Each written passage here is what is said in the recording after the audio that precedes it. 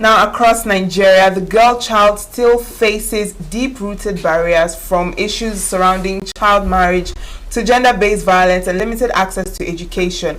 Now, government efforts and new gender equality programs do show promise, but the question is gender equity and social inclusion a reality or a mirage?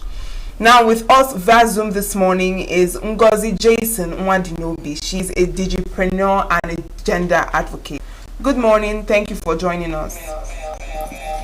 Hi, good morning. Thank you for having me. Can you hear me, please? Yes, I can hear you loud and clear. Thank you. All right. Thank you. Now, across the world and particularly in Africa, we still have issues surrounding the girl child. I'd like to know what would you assess, or from your perspective, how far have we come when it comes to gender equity and inclusion and the girl child in Nigeria? Well, I think we've made progress, and we're still a work in progress, but we're moving. So I wouldn't say it's a mirage, and but I also wouldn't say that we haven't done much or we haven't made any progress at all. We've made some progress, but there's still a lot of work to be done. All right. Now, as a gender advocate, you've worked closely with young girls and women. But from your experience, what are the major root causes that still hinder true, gender equity and inclusion in Nigeria, despite the decades of advocacy and policy reforms? I think, education takes time. They say Rome wasn't built in a day. So Nigeria is a country in Africa, and we know that Africa is deeply rooted in a male-dominated society. So people, even though there's a lot of education going on, gender equity and social inclusion are like buzzwords. Everybody's talking about it, but not everybody believes in it. And then for those who believe in it, there's still some ingrained education in them. There's still some unlearning and relearning that needs to be done, on both sides, both on the women's side and on the men's side. There's still, because we've been brought up in a certain environment, so we still need to keep digging ourselves out until we come out of that hole. All right. Now, you've given an overview of what this is, but throw more light on what gender equity and social inclusion really mean in the context of girl child. All right, let me say, because like I said, these words are like buzzwords. Everybody is talking about gender equity and social inclusion. And I was thinking about this a few days ago. I was thinking about it. And I said, okay, how would you explain to a 6-year-old about gender equity and social inclusion? So this idea came to my head. Let's say maybe we're in the kitchen and there's something we need to get. Let's say the 6-year-old and a friend, they want to get a pack of biscuits that are up on the top shelf, and their hands can't get there. But we have 2 stools. The 2 stools are the same height, but these 2 6-year-olds, or these 2 children, maybe one is 6 years, the other one is 8 years, and the 8-year-old is taller than the 6-year-old.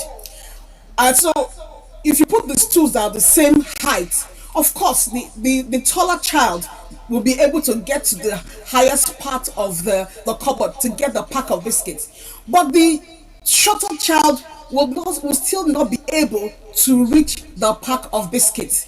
Now at that particular stage, it's equality. There's fairness, there's equality. You've given both of them exactly the same tool to use, but that tool is still not enough for the shorter child. So equity comes in when you give each person what they need. What the girl child needs may not necessarily be what the boy child needs. So that's what equity is. To provide what each person needs for them to be able to bring in their best, for them to be able to put in their best. So then the social inclusion thing is like there's a new kid on the block. Excuse me. There's a new kid on the block in the neighborhood. A new child comes, or in the school. There's a new child in the school, and the child is feeling uncomfortable. You know, it's a new place, it's a new environment, new faces, new people, and the child is like, you know, second guessing herself. Should I go join the other kids playing, or should I just sit by myself? So the older kids, or the kids who have been in the school longer, they've made friends, they've made formed community, and they're there playing by themselves. Nobody pays any attention to the new child, but somebody notices, oh, there's a new person here, recognizes there's a new person here. Why don't we bring that person in? It doesn't matter whether that new person looks like us. It doesn't matter whether the person is black, white, blue, green, red. It doesn't matter whether the person is a boy or girl or whatever. But there's a new person here. This person is part of our community. We should extend our hand of grace to that person. Bring the person in. Let the person contribute whatever he or she has to our community. So that's the best way I can explain equity, what do you call it? Social inclusion and gender equity. Now, you made mention earlier that these are buzzwords that, you know, that are being thrown around. People talk about it a lot, but people don't believe in it. And those who, you know, believe in it still need a lot of reorientation and orientation. Now, what reforms would you say are needed to move this idea of gender equity and social inclusion from just a paper policy to actually lived reality? I know that in some countries in the West, some things have been opened, like in the STEM, in like the STEM industry, science, technology, engineering, and mathematics. People generally assume that, you know, the male child is better at such subjects than the female child. Well, that's a discussion for another day. But in order to encourage more girls to come into it, certain things, they'll be having certain competitions. Maybe we should have more competitions and encourage more girls to be part of those competitions. Maybe there should be certain like scholarships for girls only into certain positions or certain courses in schools. We should encourage more women to speak up, because I found out that even in the corporate environment in Nigeria, women tend to be more quiet. Women tend to second guess themselves more than men. Women are always trying to think, should I speak? Should I not speak? If I speak, how would they see me? Would they think I'm proud? Would they think I'm arrogant? Would they think I'm being a feminist? So now people are afraid of being called feminists, because feminism has now become like a negative word, and some women don't want to be associated with that word feminism, even though it's supposed to be a positive word. So we should talk more about it in our schools. We should talk more about it in our workplaces. We should, like you said, we should move more from, you know, the paperwork, and move more from talking more about it to also putting the machinery in place to say we want more people, we want more women to speak up on these matters. Maybe some certain departments or certain units can be set up to handle such things in our places of work, and even in our schools, just to encourage more girls especially, because for us women from a certain age, maybe from 40 years and above, you say you can't teach an old dog new tricks. Maybe we've reached a certain point where it will be difficult for us to change our minds about things. But for the young ones coming up, the little girls, the teenagers, the ones who are in their 20s, we need to encourage them to speak up, to be their authentic selves, to be comfortable in who they are and what they can bring to the table, like we like to say. Thank you. All right, thank you for that. Now, the United Nations Sustainable Development Goal 5 actually focuses on gender equality. Now, do you think Nigeria is on track to meet this gender equality by, say, 2030? You know, like I said, I think in the past maybe 2 years, the Western countries or society generally, I don't want like to always talk about Western countries, but society generally has moved from gender equality to gender equity. And so I explained the first time the difference between gender equality and gender equity.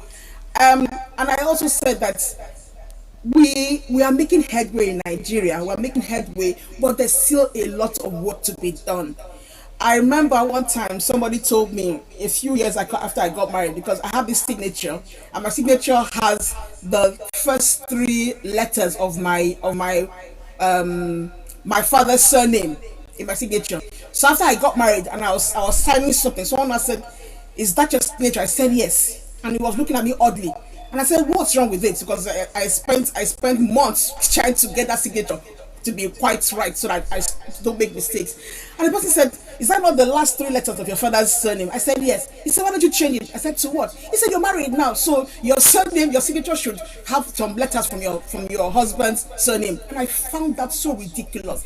I said, "So you mean this signature that I spent months trying to get it right, so that I don't make mistakes? You want me to change I've changed my name. You now want me to change my signature?" And this person is somebody I respect so much. He's educated, and I was shocked that he was speaking that way.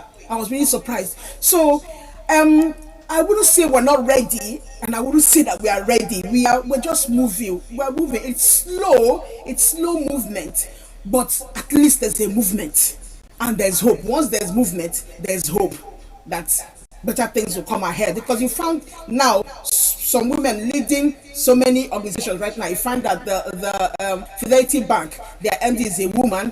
You found that the former the MD or CEO or ED or something, I think ED of Nigerian British Chamber of Commerce was a woman. The last one who left was a woman. You find women heading some really big organizations in Nigeria. So there's a lot of work to be done, but there's movement, and I think there's room for improvement, and we're getting there. Right. Now, we've seen that activists have called for things like state of emergency over the spike in gender-based violence and issues of femicides, noting issues of poor documentation and weak prosecution processes to these issues.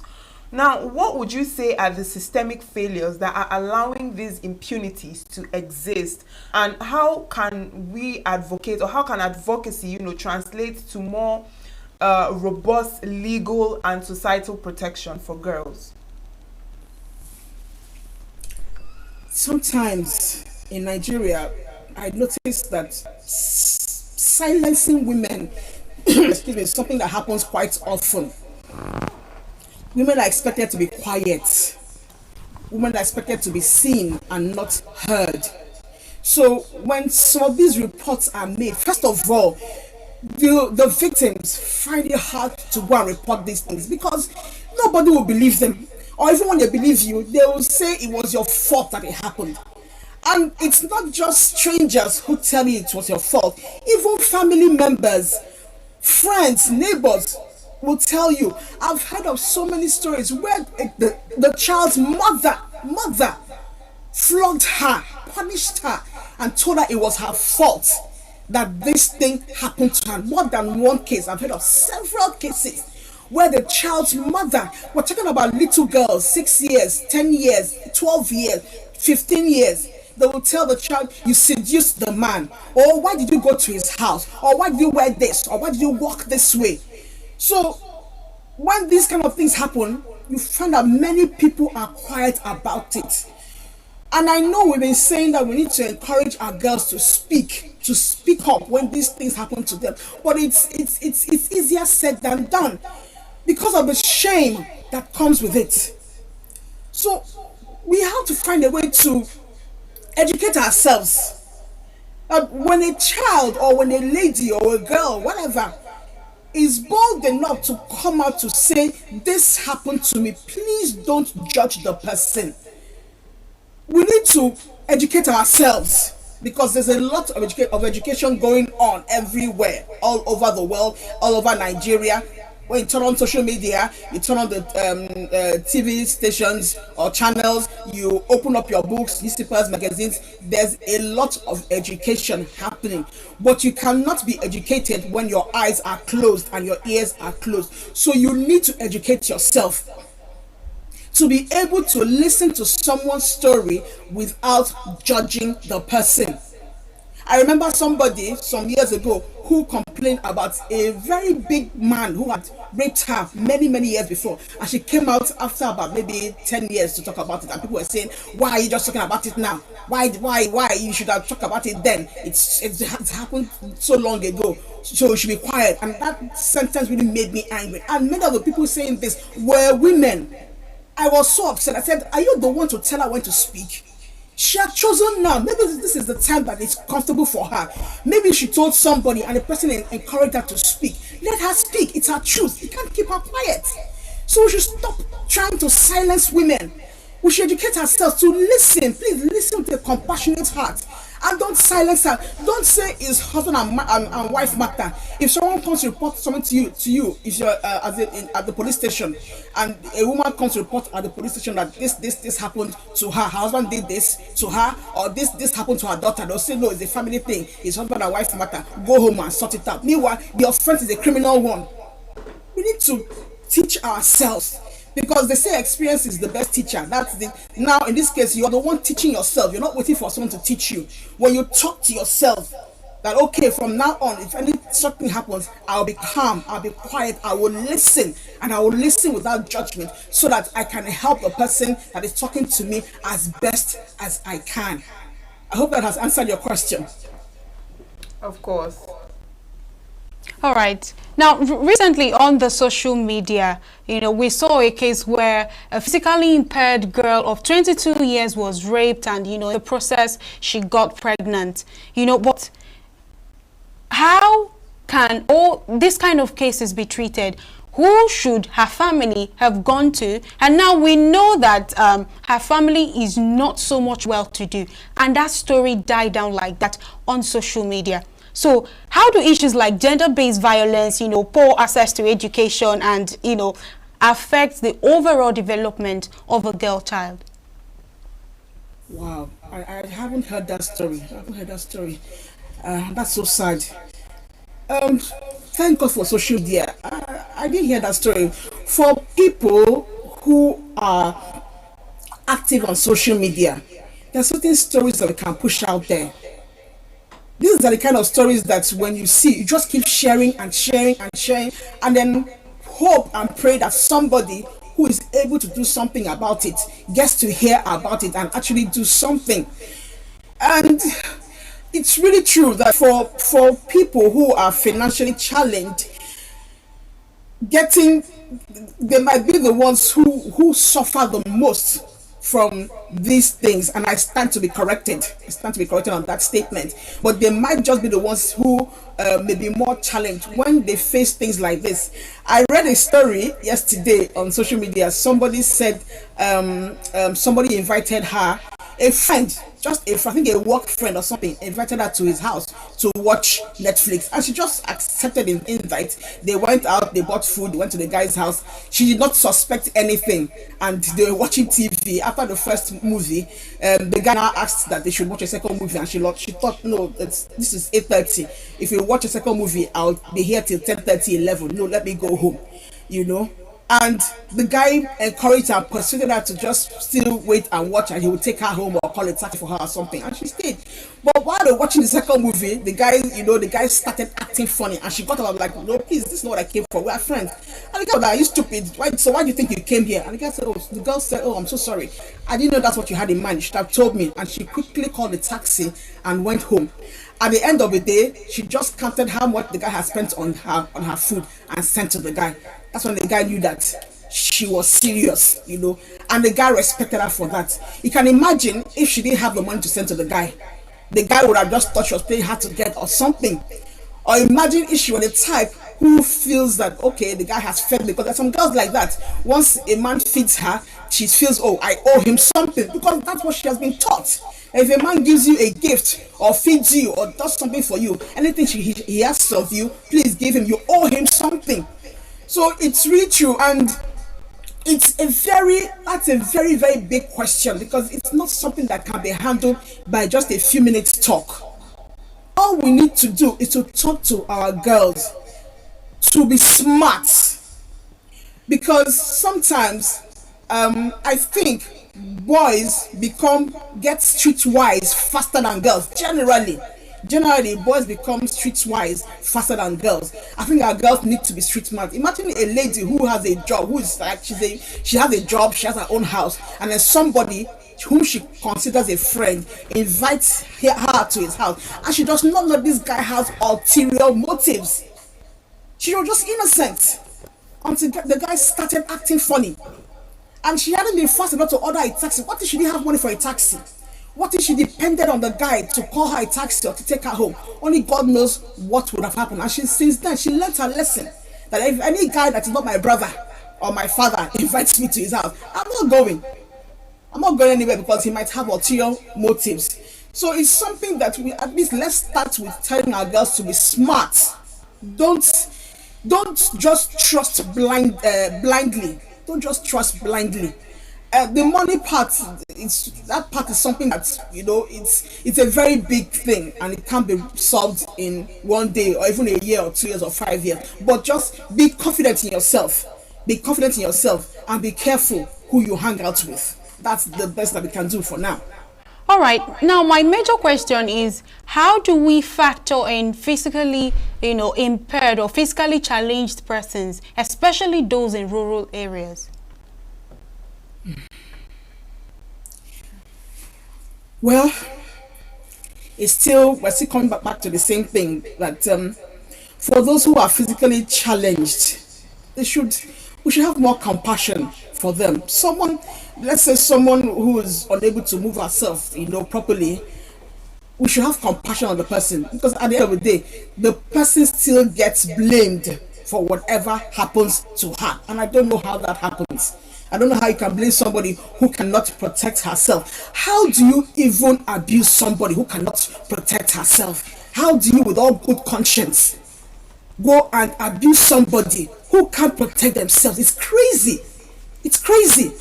And then the girl's family goes to the police station to report, and nobody does anything about it because the family cannot afford to pay them money. Do you have to pay them money? A crime has been committed here, and everybody is quiet. Everybody's quiet. We just have to find a way to protect the vulnerable amongst us. We just have to find a way, because it's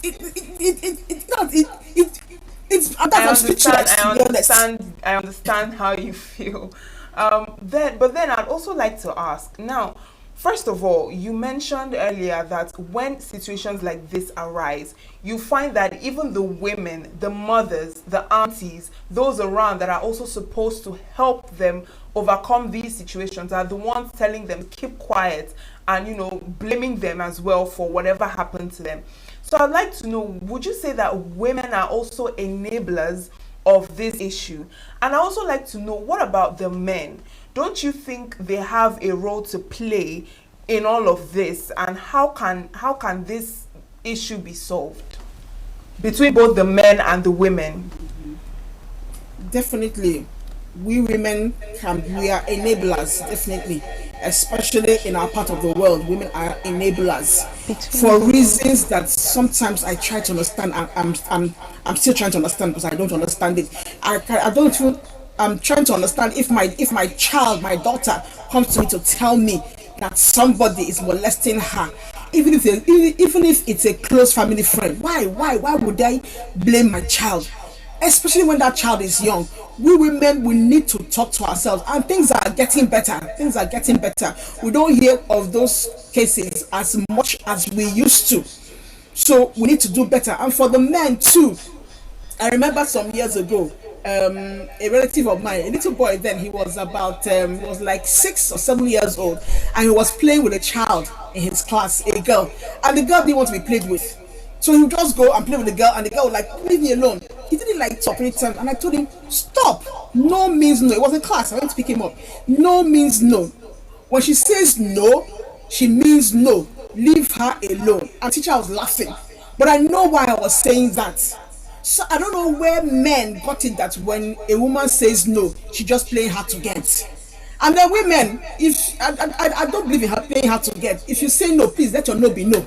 If you say yes, let your yes be yes. Don't be trying to meander from place to place. And for the men, even if she says no and you think her no means yes, please move away. Move away. The men need to understand that women are human beings too. Women are not objects to be played with or to be toyed with. So women, just because somebody is a woman and you're a man, doesn't mean that she's less than you are in any way. She may be physically not as strong as you are, but does not make her less of a human being. And we have gone back to that place of education. And not just education from the outside, not just external education, but internal education. Educate yourself. Educate yourself. Know how to behave. Proper behavior towards others.